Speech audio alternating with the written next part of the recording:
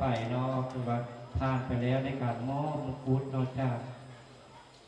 โดยจากประธานภูวงศ์พมิตรและเจ้าของครับท่านคำภูวงศ์แล้วก็เป็นเจ้าของสวนพฤกษาเนาะบ้านไอซีแห่งนี้เนาะต่อไปเนาะจะมีการเดินแบบแฟชั่นโชว์นอกจากน้องๆนางสาวผู้เข้าประกวดนางสาวเผ่าม่งเนาะ2019เนาะทั่วประเทศเลยและก็นางสาวเผ่าม่งเนาะนครหลวงเวียงจันทร์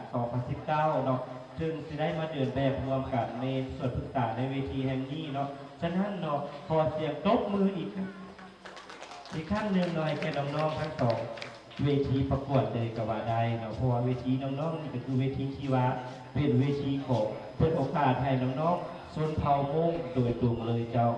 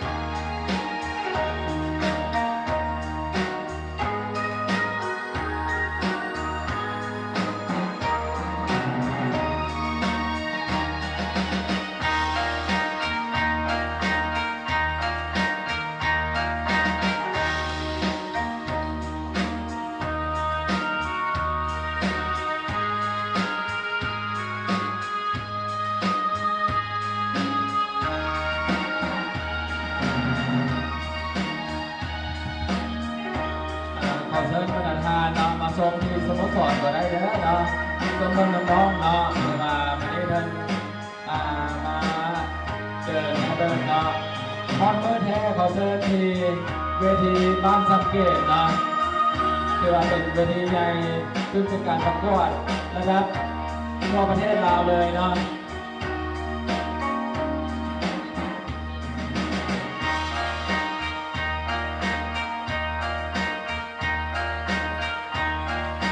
เป็นนางสาวงามเผ่ามง2 เวทีเนาะที่มาโชว์ตัวมาให้เพื่อนได้นำให้ประธานที่มาเที่ยวชมสวนศึกษาได้เห็นเนาะความงามของพี่น้องเผ่ามงของเขาเนาะที่ว่าเป็นชุดกระโปรงเป็นชุดประจำชนเผ่าที่ว่างามเนาะเบิ้งเลยเนี่ยแล้วที่สวนศึกษาพวกเรามีพนักงานซึ่งว่าเป็นเผ่ามงกว่า 60% นะของพนักงานทำรถอยู่ในสวนกษัตริย์อย่าลืมมาเที่ยวสวนพฤกษาในเมื่อเทศกาลบุญกินเจียงวันที่9 หาวันที่ 13 เดือน 1 ปี 2019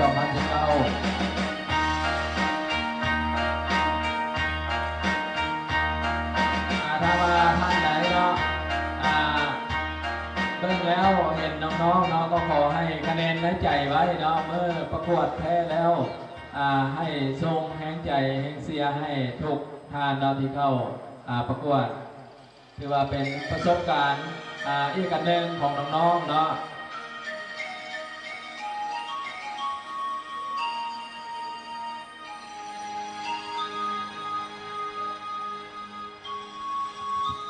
เจ้าเนาะอันนี้ก็เป็นเวทีอีกเวทีหนึ่งเนาะที่ว่าให้เกียรติทางน้องๆเนาะที่ว่าเป็นชนเผ่าเนาะชนเผ่ามงเขาเราบอกว่าเป็นชนเผ่าหนึ่งที่นอนอยู่ในอีกชนเผ่าหนึ่งของสปปลาวเขาก็ว่าได้เนาะซึ่งน้องๆที่เดินแบบดูนี้เนาะก็คือเป็นผู้เข้าประกวดนางสาวเผ่ามง2019เนาะซึ่งเพื่อนเจอประกวดกันเนาะหรือว่ากิจกรรมอยู่ที่บ้านกำเกตเนาะเมืองสมุทรปราการนครหลวงเวียงจันทน์เนาะและอีกอย่างหนึงก็คือประกวดเนาะงานกิจกรรมจะได้การมาแล้วแต่วันที่28เนาะจนถึงวันที่6จนถึงวันที่6เนาะและผู้ประกวดเนาะก็ไปเป็นที่วันที่3ที่4เนาะเดี๋ยวเพิ่นได้เก็บตู่เนาะนางสาวแล้วก็เก็บเอาคะแนนโดยอัตโนมัติให้แก่นางสาวมาเลยเนาะโดยที่เป็นสปอนเซอร์รับแต่ใหญ่ๆนี่ก็คือทางห้างคำพวงเราเป็นสปอนเซอร์เนาะมงกุฎเพชรเนาะมูลค่า50 ล้านกีบเนาะให้แก่น้องๆทั้ง2เวทีเลยเนาะก็คือเวทีร้านอันเลยเนาะก็ว่าได้เนาะเพราะว่า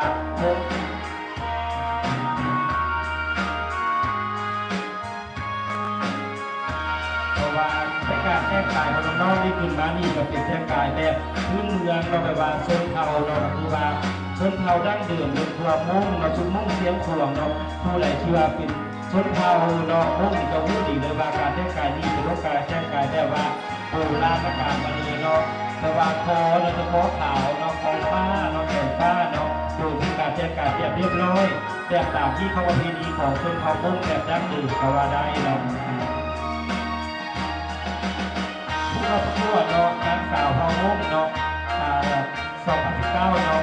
การแต่งกายเนาะแบบเรียบร้อยมาเลยแล้วว่าน้องๆเนาะจะหักต่อประกวดเนาะจะเปิดหักน้องๆเลยเราทุกแขวงเนาะในนครหลวงในสปปลาวเนาะมาได้ทุกแขวงเนาะภาคเหนือภาคใต้เราจะคัดตามความสามารถเนาะพลิกไหวพดิพานของน้องๆเองเนาะและน้องๆที่ผู้เข้าประกวดทั้งหมดเนาะในการประกวดนางสาวเผ่ามงเนาะ2 เวทีก็คือเขายึดถือก็คือให้โอกาสเนาะนางสาวเผ่ามงเนาะเป็นผู้เข้าประกวดโดยตรงโดยน้องๆเนาะด้วยกำเนิดเนาะหรือว่าเรื่องชาติ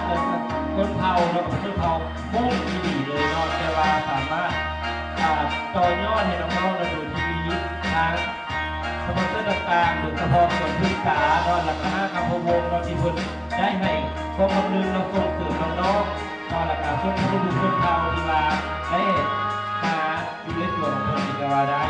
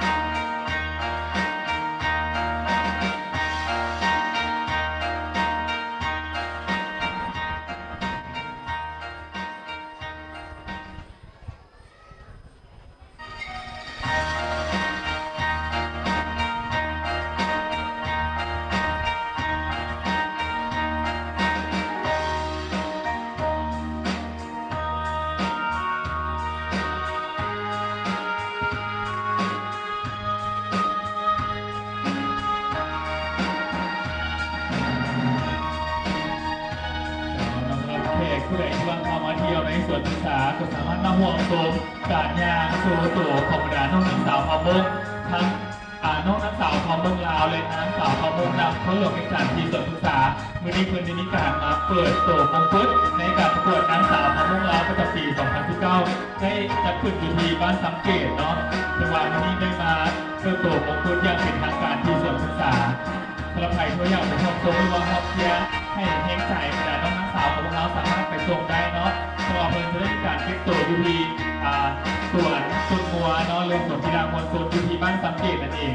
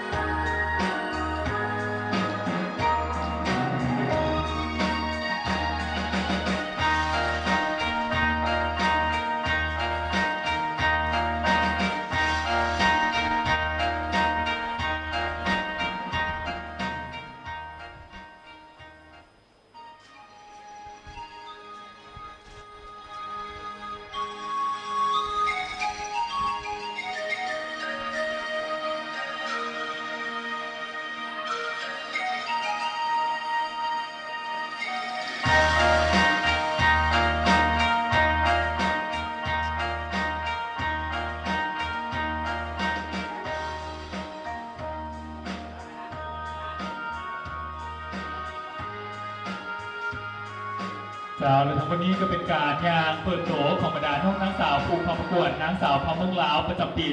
2019 อยู่ที่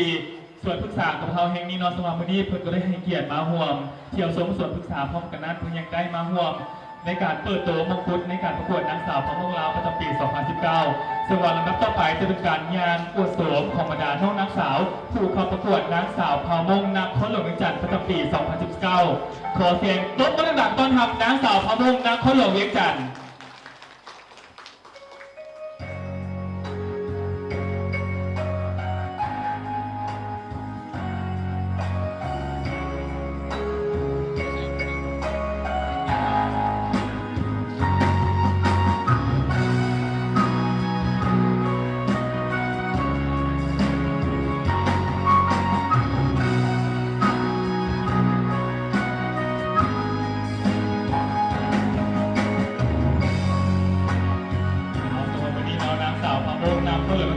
ก็ได้มาในสายสะพายสีเขียวมีนกสาวนอกนางสาวเสิร์ฟเปิดจะได้ห่วงเก็บตัวอยู่ที่สวนศึกษาและจะได้ห่วงรีบกิจกรรมต่างๆในงานอุ่นกินเสียงบรรดาเผ่ายกต้นนับตั้งแต่วันที่ 9 ถึงวันที่ 13 เดือนมกราคมปี 2019 เป็นต้นไปสมาชิกท่านใดด้วยห่วงอยากจะมาห่วงเก็บตัวหรือว่าห่วงกิจกรรมกับบรรดาน้องนางสาวก็สามารถมาห่วงได้นอนที่สวนศึกษาของเขาสมาชิกจะได้มีการเก็บตัวและที่พิธีการดูคลิปเสียงต่างๆที่สวนศึกษาของพวกเรา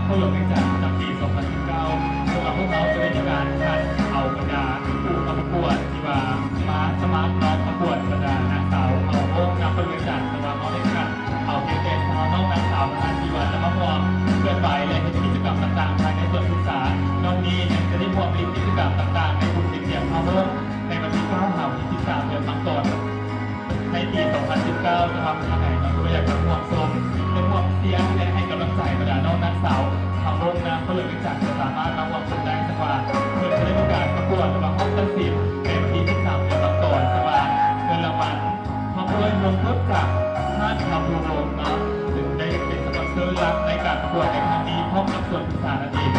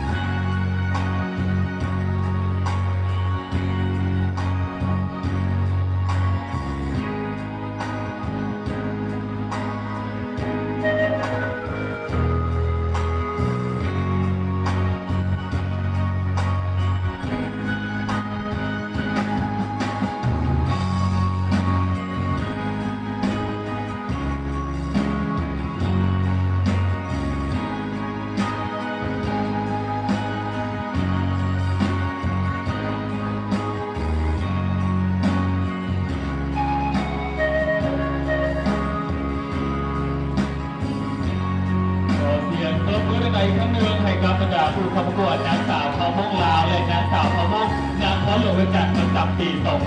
2019สำหรับวันนี้เพื่อนก็ได้มีการมาร่วมตัวกันดูที่ส่วนทุกทางของเขาเพื่อเนื่องในเป็นการเปิดตัวมงกุฎในการประกวดนางสาวพาวมงลาวประจำปี 2018อย่างเป็นทางการเปิดทางให้ความรู้เป็นสปอนเซอร์หลักในการออกแบบและตามมงกุฎงามๆเราให้กับบรรดาน้องนางสาวพาวมงลาวของเรา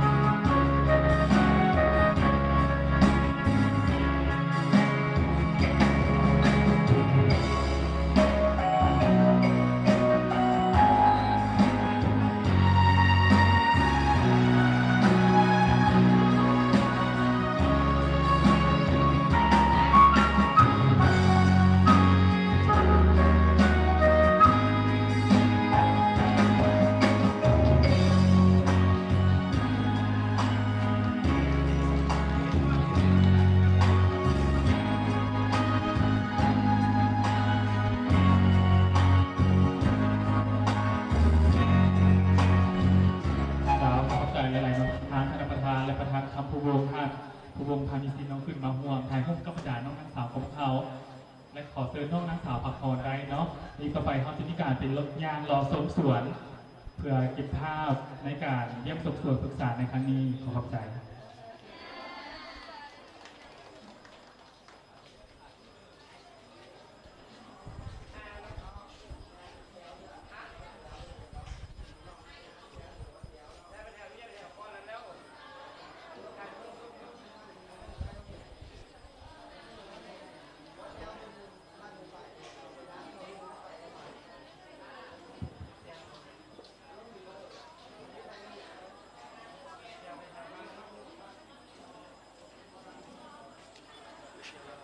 ถือว่าน้องๆเนาะผู้ที่ผ่านเข้ารอบสุดท้ายเนาะในการประกวดนางสาวงามเผ่ามงเนาะทั้งทั่วประเทศแล้วก็นครหลวงเวียงจันทน์เนาะก็ถือว่าได้มาร่วมกันอยู่ที่สวนศึกษามีแต่ผู้งามๆเนาะขอให้น้องๆโชคดีเนาะกับการประกวดทุกท่านเลยเนาะ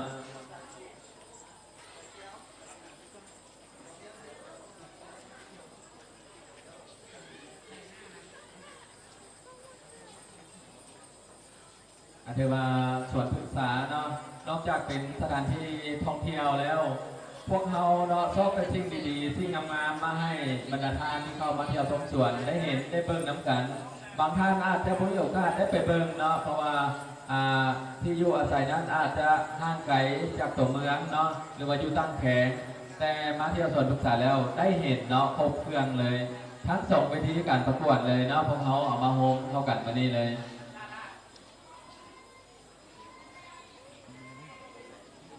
ถ้ามาลูกค้าท่านใดเนาะอยากถ่ายรูปนำน้องๆก็ขอเชิญเลยได้เลยเด้อเนาะ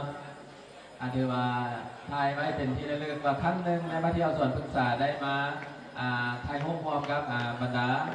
นักสาวที่เข้าร่วมประกวดนำพวกเราเนาะปี 2019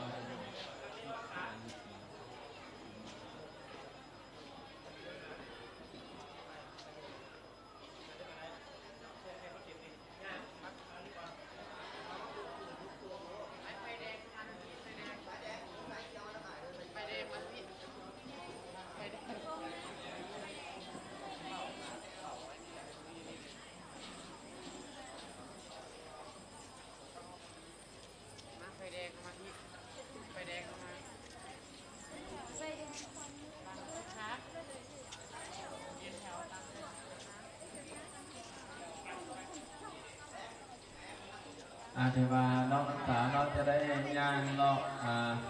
เที่ยวชมสวนอ้อมบริเวณตู้เนาะตั้งแต่ปีหนึ่งฮอตเอเลยเลยเนาะหรือว่าจากเอไปปีเนาะหรือว่าพวกเรามีโซนเอโซนบีดูหน้าสโมสรเป็นตู้มาตรฐานที่พวกเราสร้างขึ้นมาเพื่อให้ประธานได้นั่งรับประทานอาหารในมื้อพักผ่อนวันเสาร์วันอาทิตย์และเทศกาล